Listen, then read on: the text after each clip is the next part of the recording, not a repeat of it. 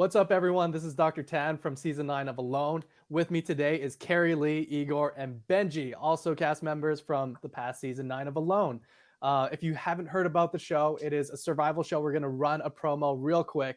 Today, we're doing a Q&A about all the things Alone from questions from our followers in Facebook.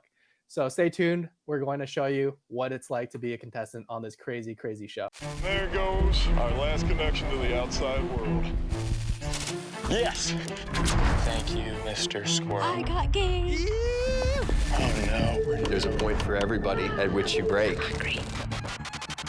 Alone, Thursday at 9, only on the History Channel. Next day on the History Channel app. Welcome, everyone, to Alone with Friends. I'm here with three of my other friends from Alone Season 9, and some of you I haven't seen in a long-ass time, and it's so nice to see your faces. I want to know, from just a personal standpoint, what have you been up to? Igor, I understand that you just came back from some travels. Yeah, for sure. I just got back from almost 2 months in Egypt. It's where my mom's from, where a lot of my heritage is from, and it was my first time getting to travel there, and especially being there during the Coptic Holy Week, so getting to celebrate Palm Sunday and Shem el Nassim, which is the Easter celebration. It was remarkable. I think being out there on Alone really made me respect the way my ancestors lived and made me think a lot about them and want to connect with them. That's such a special thing. I think I speak for everyone, at least everyone who I've talked to. Being on such an old land and having so much time to yourself, you feel a presence there. And maybe a presence of the spirits of the forest, the ancestors on that land, or your own ancestry. And that connection is incredibly strong. And like yourself, I'm incredibly grateful to experience that. And I'm happy you went back to Egypt and really felt that presence again. And Benji, what have you been up to, man? Well, nothing complicated. I'm back in my element. Basically got healthy and strong again and 100%. And been in the hills chasing bears, turkeys, lions, all the usual suspects, and having a good time, just enjoying my health and the woods again. So been awesome. Right on. And I understand that you're a new daddy. Yep, I got a little 4-month-old baby Raven has joined the clan, and we'll hopefully be a little woods roamer here real soon. And she's great, healthy, and I'm glad I made it. See her come onto the planet.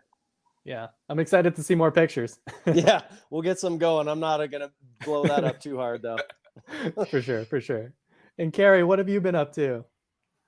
Well, I ended up hibernating for most of the winter, and I hunkered down, was writing a book that I still have not finished, but I was trying to get it done before the show started to air. But kind of just went back to being recluse and alone back out in the woods, in my own shelter at home instead of back there. But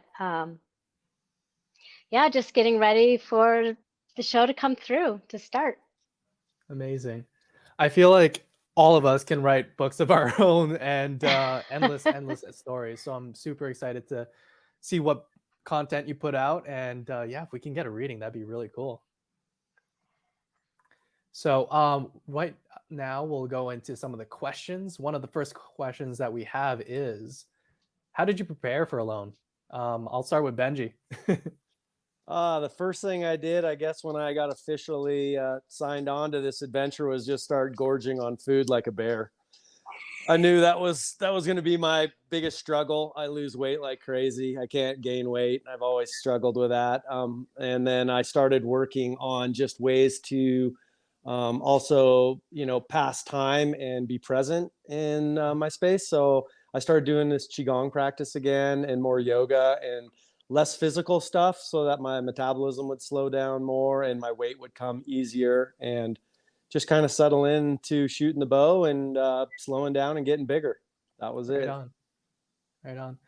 Yeah, getting big I'm not sure for anyone else, it was a struggle. Like I've always been pretty skinny and athletic.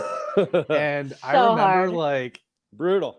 People the were looking worst. at me like for the majority of my meals. Like I was at the hospital like 24 hours a day, every single day. So I was in the hospital lines, like just getting these massive orders Yeah. and just like chowing down like in the cafeteria alone, like having meat sweats. Oh. And they're like, this doctor is supposed to be promoting health, and he looks like he's trying to make himself diabetic. Oh yeah. Yeah. I was waiting to get screened, before we went out, and they're going to be like, "You pushed it. Your body's telling you no," because the heartburn and stuff was so bad. I couldn't wait to get there and have a break from eating. Right? Heartburn was Oh my God. horrible. I I've felt never like had heartburn either, yeah. so that was the new thing for me. I was running to get Tums, and before we went out in Goose Bay every night. It was horrible. Yeah, yeah. No, I had the same sentiment where it was just like such a huge gut that I Yeah. asked my supervisor at the time to just prescribe me meds, and I was like, it feels like I'm having a heart attack all the time, but I know it's not. Yeah. So I guess we all prepared similar on that one, right? Yeah, yeah. Yeah. How about other things? Benji, you mentioned practicing with your bow. Were Yeah. there anything else that you guys have read or tried to do, or like snaring or something like that? I know in my location in Michigan, it was not legal to practice any of that stuff. So a lot of it was theoretical for me. What was your experience like, Igor? Oh man, I felt like there were a lot of gaps in my knowledge that I felt like I had to that I just had to address. And number one was snaring. Like that's just not something I do a lot out here. And in Utah, I think year round you can snare jackrabbits and coyotes. That's about it. And I knew there weren't really going to be a lot of coyotes where we were going. So I spent a lot of time trying to figure out different sets, trying to figure out what the animals we were going to have were going to be, and then trying to figure out the best way to actually get one. I know that once I found out that there were beavers out there, trying to figure out how to like get a beaver with just trapping wire was something I spent probably way too much time trying to figure out. But yeah, definitely trapping, definitely eating. And then just made sure to shoot my bow every day and try and shoot it at odd hours, right? First thing in the morning and then last thing at night when I'm losing the light, because when I'm hunting, that's always the time when I actually see an animal. So I wanted to be ready. Yeah, I mean the best thing. I love the eating part. Like but like I was eating like 6 times a day. I was eating like all of my favorite foods, which are just like nothing but butter and salt and fat. I was having just like enough barbecue for 3 people, like was like my lunch most days. So I was in heaven, and yeah, I've never been so excited to like gain weight and just eat. There were a couple times where it was just like over the top, but overall, I was just super happy with it. Yeah, and for those of you who have never met Igor in person, this is a massive gentleman. I look like his child, basically standing next to him. I felt that too. I felt like a little man, and I was as big as I could be. Yeah. I remember looking at your bow for the first time when you drew it. I was like, I can't even draw it because it would be like in the ground, like 2 feet below at a draw that was probably 15 pounds because it's so big for me. Envision Paul Bunyan. Yeah. I mean, I'm 6'6", but my arms are 6'9". Yeah. So, Wow. Yeah, so I had to have a good long bow that would work for me, and that ended up being a 71-inch bow. I can't wait to see that thing bark. Yeah, 100%. And Karie, what did you do to prepare? Or do you have like some pearls that you really thought were useful in your preparation? Yeah, and I'll just have to say, yeah. Igor being 6'6", I'm 5'1", so if you can imagine 1.5 foot difference, it's pretty fun. But for me, yes, gaining weight, and that was fun. I posted a picture on my Facebook page of me eating like pizza and an orange pop, which is stuff I'd never eaten. I was like, arr. Yeah. Which was fun, but all it did was give me a horrible bellyache, and gaining weight in the summer was not happening at 90-degree weather. And it didn't really happen for me till like mid-August when I switched to like protein powder and oils that are easier to digest. And then I just like blimped out, and it's kind of embarrassing to see myself in some of these clips, and I've got chubby cheeks and the big huge neck. Yeah, it's crazy how much oil can add to your weight. Like I was Yeah. trying to pound carbs, trying to pound proteins, and then I think it was only when I started supplementing gobs and gobs of like coconut oil that I started to like really see a big Yeah. shift in things. Yeah. Yeah, olive yeah. oil, ghee, and coconut oil I every think, day. yeah, I saw that with everyone. I think a lot of us gained a lot of weight the last week. I think it was an eating competition. It was. It was nuts. We At got free base reigns camp. for like what we can order, so why not? You just go to the grocery store, get like a jug of oil, and just add it to everything you're eating. I think I gained about 5 pounds in that week we were together, like Yeah. over that week. Yeah. Definitely. The biggest thing that I had to work on was in Canada, your bow, the minimum weight bow that you, or excuse me, the minimum weight that you have to draw is 44 pounds. Mhm. And my draw length is only 25 inches. So for me, I had to pull like a 52-pound weight bow to make Dang. that happen. So I focused, and I actually got some personal training from the owner of the gym here, Standpoint Strength and Fitness. Mhm. And he happened to be a bow hunter, and he was all excited. He guessed right away what it was I was doing when I walked into their health fitness place and said, I have a challenge for you. I need to pull 44 pounds out of my bow, and I need to gain weight. And he, and he looked at me like, are you going on alone?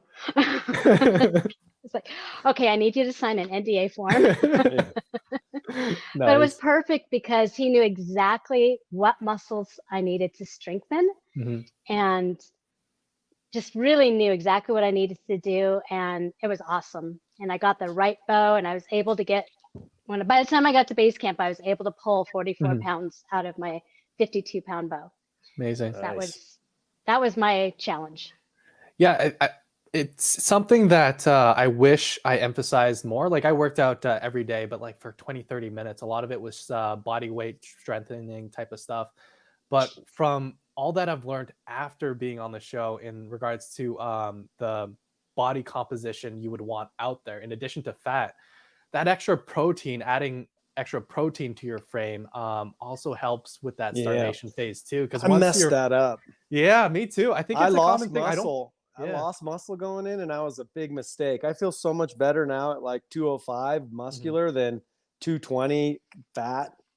You know, Yeah. I just didn't have any muscle on me. So that's Interesting. one thing that Yeah, I would that's a recommend good to one. any person who wants to be on this type of challenge or to do it personally. Like, yes, gain the fat, gain as much fat as you can, but gain the protein too, because you're Yeah. going to need that muscle to move that frame. And number two, if you end up starving, you need that muscle too, or else the curve in which you get critical is just so much more steep when you don't have that extra Yeah. protein reserves. Yeah. That's That one thing that I wish I would have changed. ketoacidosis. Is it Exactly. ketoacidosis? You kick into that once you've eaten up all your like functional aminos Yeah, you get on your body. into, so when you burn out all that fat, you get into something called ketosis. Yeah. Ketoacidosis is kind of like an extreme version of that, where your Oh, yeah. blood actually becomes more acidic, and there's a myriad of bad things that happen after that.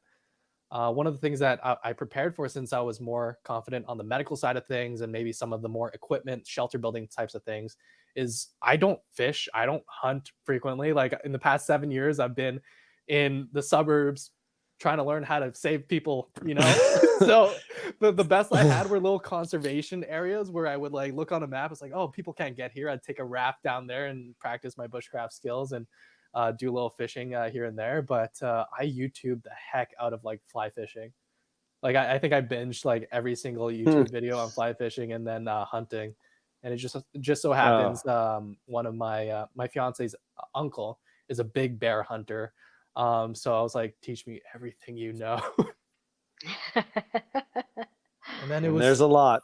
yeah, there's a lot. There's so much. One thing that, let's see, One thing that I wanted to talk about that is kind of salient for anyone who wants to do this type of challenge for a long time. Like if you do this challenge and you want to win it, I think the next question is what inspires you? You know, what pushes you forward? What was that driving force to keep you there? And I'll go with Karie Lee first.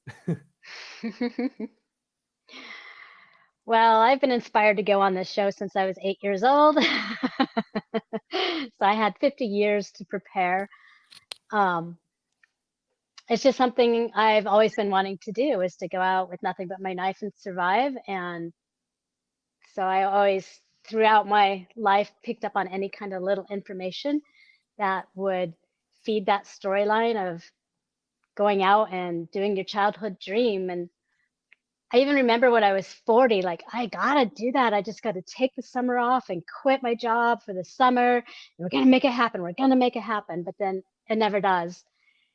And so when I found out about this show, I was just like, I gotta do this. So I just knew I had to do it. And it took a while to get on the show, but I'm so glad I did and feel so honored, and it's an amazing experience, and I would do it again in a heartbeat. Yeah, I 100% share that sentiment. I think in many ways, for people in the past and people in this current season, Alone may have been the kick we needed to figure out what we want to do. You know, Yeah.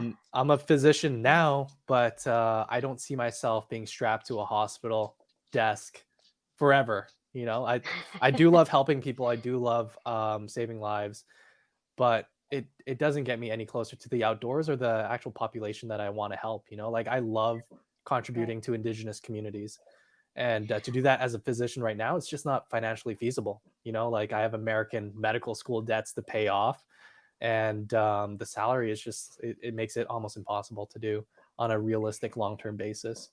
So I think a lot of And us are trying to pivot in whatever direction to get us closer to what we want, because when Yeah. you're out there, it becomes so blatantly obvious what's important to you, both in your career, in your right. love life, in whatever relationships you have. So I 100% share that sentiment.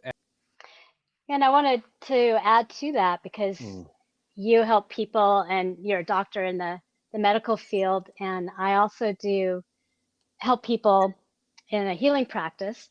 So we have a different approach to the way we do it. But my focus right now, I never saw myself being in an office and seeing client after client all day long. That's just not what I want to do.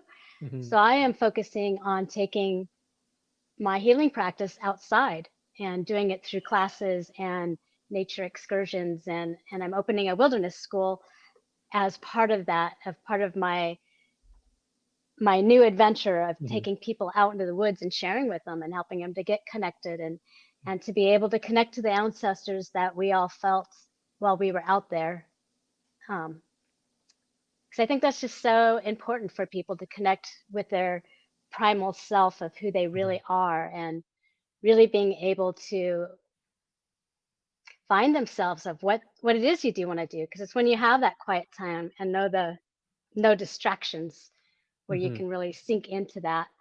So I'm sorry, I'm going kind of off topic here, but No, love it, love it. I but that think was that part of my inspiration of what, not just what I want to do, but what I want to offer to people to help them to be inspired and follow through on their dreams. So awesome. Benji's back.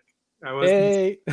yay, we lost you. what you were saying made me think of not only like inspiration to be on the show, but the inspiration that comes from being on the show, and what that clarifies Right. as what you love, what you want to do. And I'll say what inspired me to be on the show is I really love the show.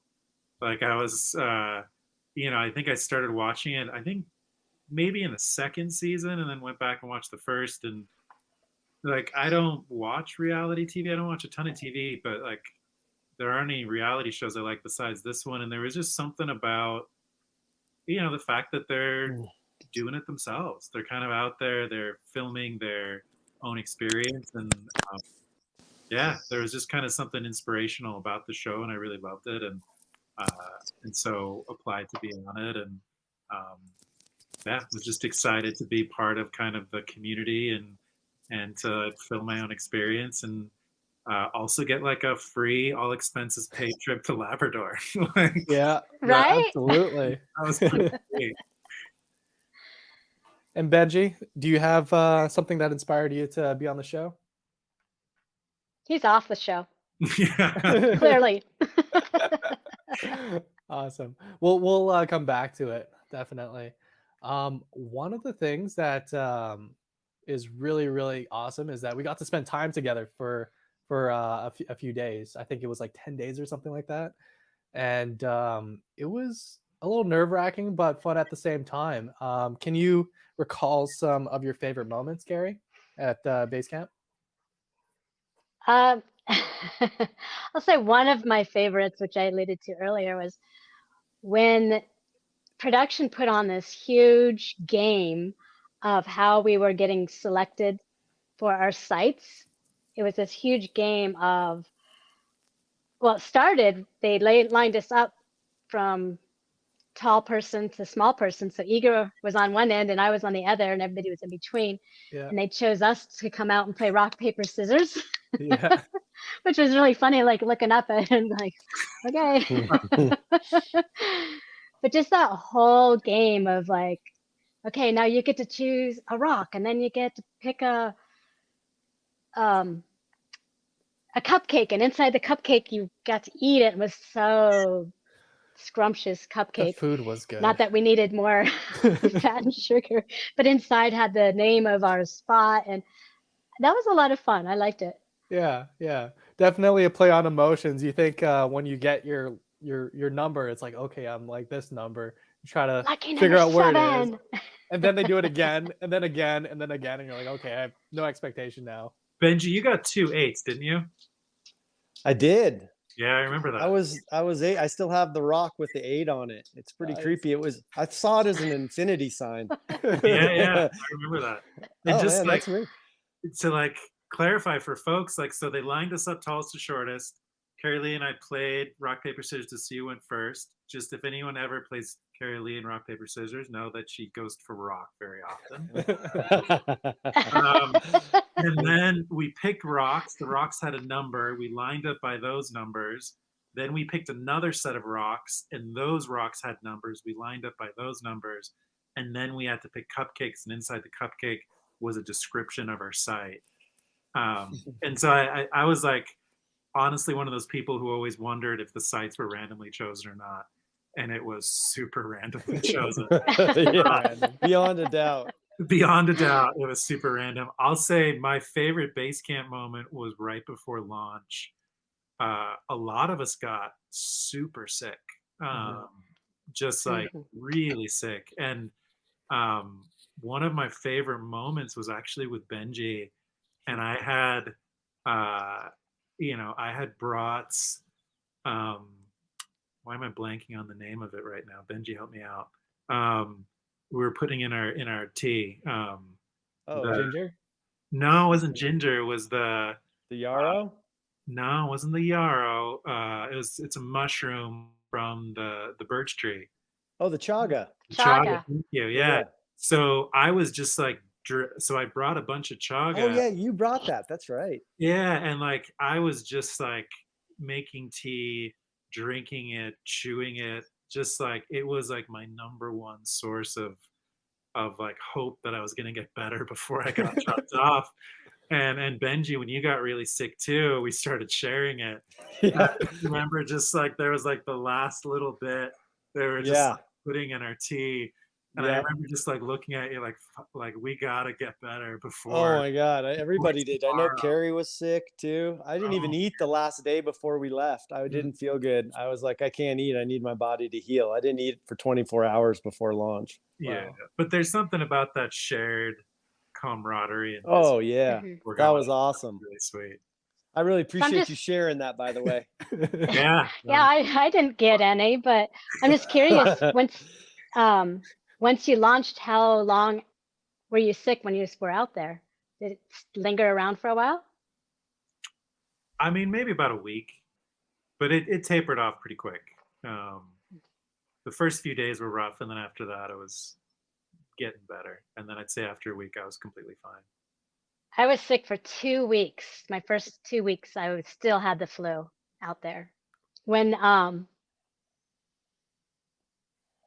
maybe I can't say this. Well, Okay, well, I'll try. But when we're all ready, the helicopter's there. I was so exhausted, and I was up till like midnight. We have to get up at 4, and the helicopter's coming, and we're supposed to like be ready and all aggro and everything. I was so exhausted, and then when the executive producer was all there, it's like, okay, so this is your last chance. If you don't think you can make 30 days, now's your time to duck out. And my hand almost went up just because I was so tired and so out of it. I could feel my hand going like, yeah, I could go back to bed. And I was like, wait, no, don't do that. But it was like 3 times. He asked 3 times. I was just like, no. You could have gotten out of it if you wanted to. I'm so glad I didn't, but it was just this initial response like, yeah, I could go back to bed, no problem. Sure. It wouldn't have been the same without you. No. Yeah, I'm so glad. But anyway. Glad everyone got to go. Yeah. I think for me, it was really cool to meet all of you for the first time. I think coming from where I am with such a deficit in hunting and fishing, and to come in with like very, very highly trained hunters, and not only was I initially intimidated, but like it was such a flip to actually meet you guys in person, and the knowledge sharing and the skill sharing was just amazing. Like Benji, you gave me an arrowhead before launch, and like that was one of my favorite things to use out there. Wow. And a lot of the little awesome. tweaks you told me in my form, like I used that while I was out there. So it was really cool to meet all of these really amazing people, and to have such a camaraderie at the very start, even before we even launched, was fantastic. Like I knew at that moment that what they said about the Alone family is true, because everyone was sharing. Yeah. Mm-hmm. Yep. I was thinking about everyone and hoping they were doing well and wishing everyone well too. It wasn't the type of deal where you felt like you were competing against anyone other than yourself and the situations you were put in, and doing the best you could. It was awesome like that. Yeah, 100%. Well, I have a funny request from one of our followers. What item would you have chosen from the not allowed list? Benji, I think you were saying about some custom things that you wanted. Well, mine's pretty simple, but like of all the things that weren't on the list that we could have taken or not taken, one that I use almost religiously is my binocs. And for me as a hunter, my eyes are probably one of my greatest tools, and my trained eyes are even more deadly. But with binoculars, I can see stuff. I don't have to cross swamps to look for sign. If I wound an animal, I can approach it correctly. I was really thinking a little pair of binoculars could have been pretty handy, especially if we were on the tundra, where I could see farther for caribou, moose or something, or game, small birds and stuff, and sign. So I wouldn't waste so much energy moving around. I'd just get up high and use my eyes a lot. So I would have liked some binoculars, perhaps in another challenge, or this challenge, if they would have let them.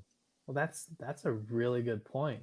I just like instead of all anyway. that walking. It's like they're like my friend. Yeah, right on. How about you, Igor?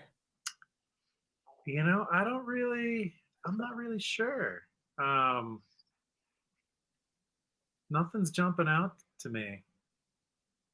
I think something that might be obvious that if we could take it, then everyone would take it, would be like a firearm. Yeah. If everyone had a 308, everyone would bring a 308. What if you could bring like a 22, but you only had 10 rounds?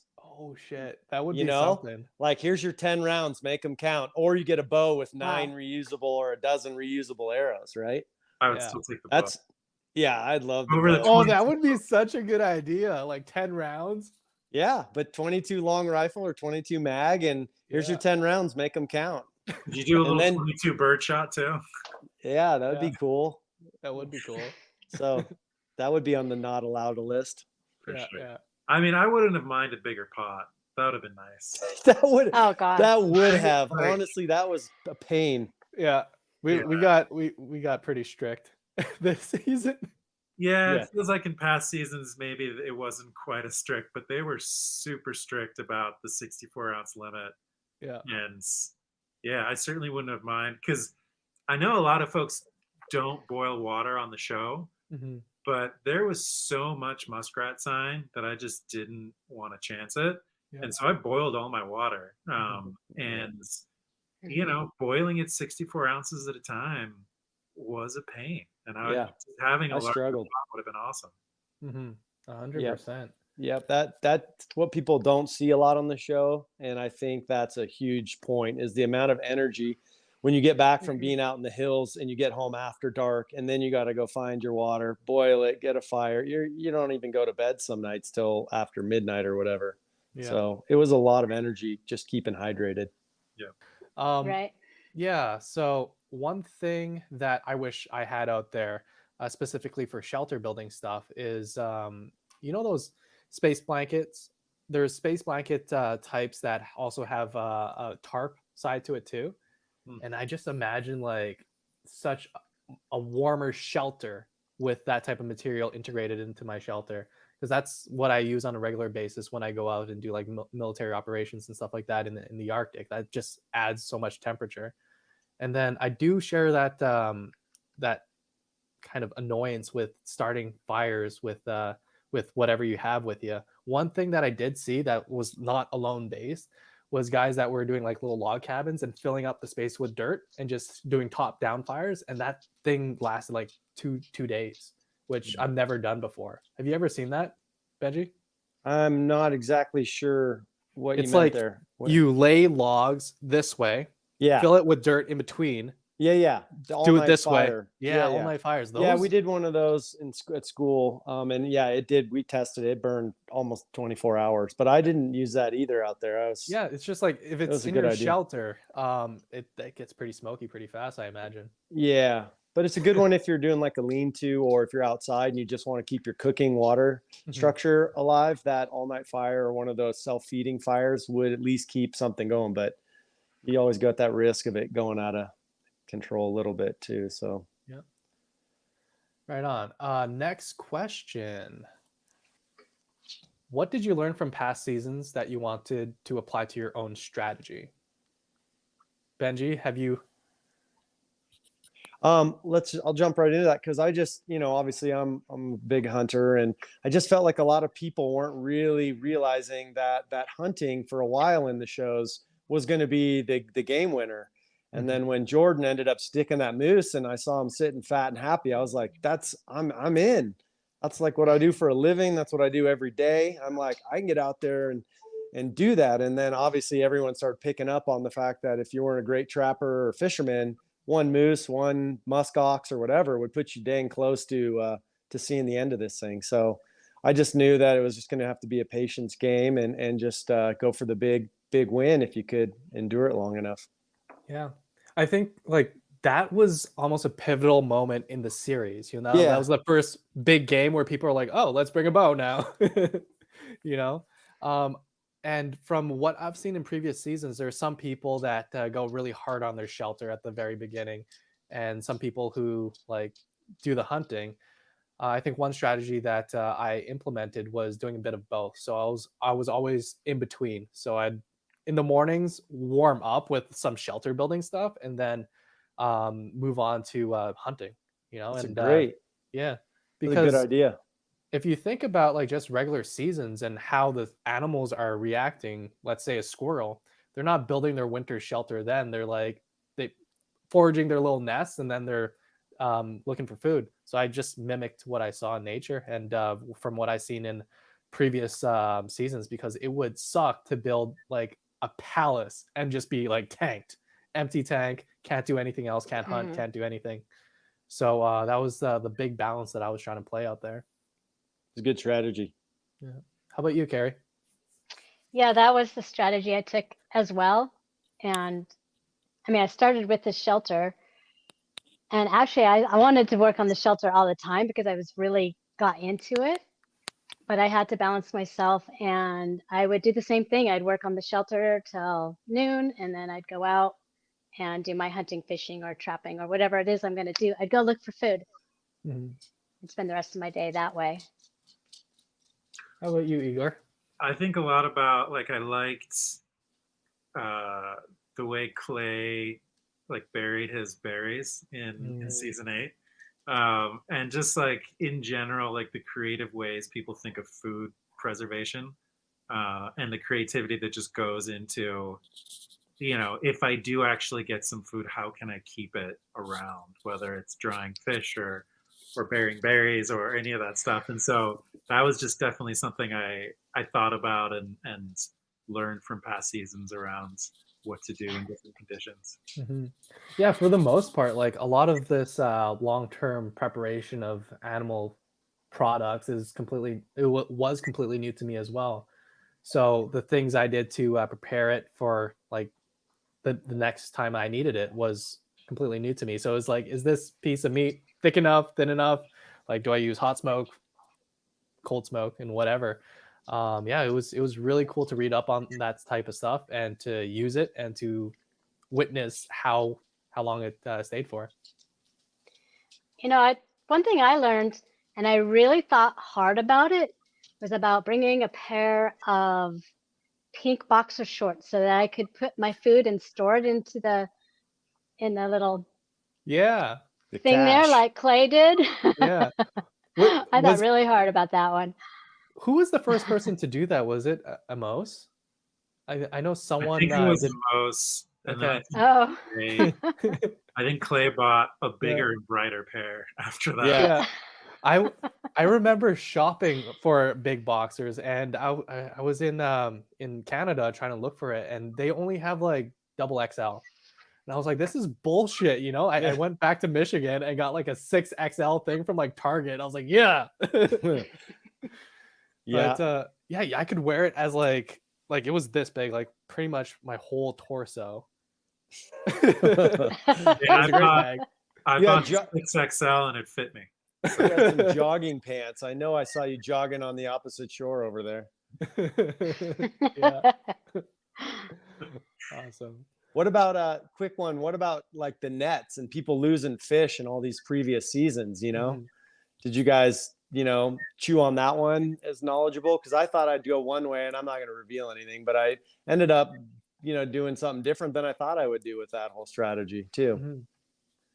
Yeah, it's something that we see over and over again. You make your rod, and the first fish you get is lost. Second fish you get is lost, and it's the same shit because you're so excited and you want to get that hook in the water immediately after to catch that same bugger. And you keep on doing it, and then it takes a few lost fish to be like, okay, I need to make a net. But I think what people don't realize is it's super obvious looking from a couch to a screen. It's not the most quick process, especially if it's windy and the weather's as unpredictable as Labrador. It's not like an hour process to make a sizable net. No. I think that was my first plan, was to make a net, and I might have even started one, and for some reason I never finished or never did it. But that was my plan. I'm sure there's so many projects and things and ideas that are just like never see the light of day, whether it's on TV or our experience. Because like it's tough, and every day it's a triage of priorities. It's like, do I feel like this is 100% worth it, even though I started and it's halfway done? And sometimes the answer is no. Yeah, you start stuff, and 2 days later, it's not a priority. You're like, oh, new things have come to light. Weather changed. I got to deal with this now. Yeah, 100%. I think we'll finish off with 2 more questions. What were your thoughts right before launch and after being dropped off? Carie? I see you thinking, trying to remember. I kind of feel like I already shared that. Like, I could just go back to bed. Yeah. But there was definitely anxiety. For sure, and I just didn't feel ready. And I remember that even being in the interview right before we launched, of how do you feel? And I was like, well, ready or not, here we come. And it's more like, I am not ready, but here we go. Yeah. And yeah, once we got launched and got going, I felt totally at home and ready to go. And it was more like just accepting the fact that you know what you know, and if you don't know it, then it's too late, and you just have to do the best you can with what you know. And that's why we were chosen for the show, because we know things, right? Yeah. So it's like, okay, here we go, ready or not, I think that's make it the happen. absolutely. I think that's the crux of the survival spirit, you know. We all have our strengths, we all have our weaknesses, but at the end of the day, for those weaknesses, we're going to improvise, adapt, and overcome. And I'm so excited to see each individual stories and to see what you did to make something creative. Because I don't think there's any other stimulus out there to be creative than your next meal or to shelter for your basic needs, you know? Yeah. Yeah. Right.